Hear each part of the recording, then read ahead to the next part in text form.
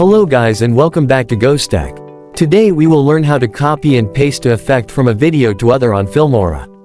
So, we have here two sample videos, and let's add some effects to one of them.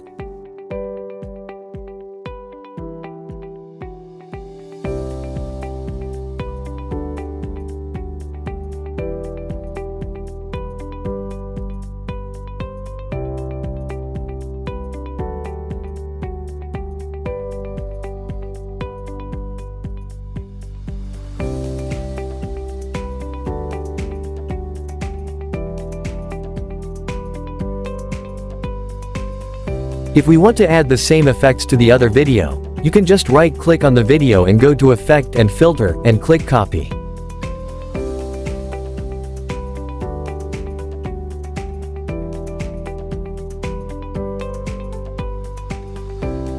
Do the same on the video you want to add the effects, but click Paste as you know. And if you want to delete the effects, just click the Delete button.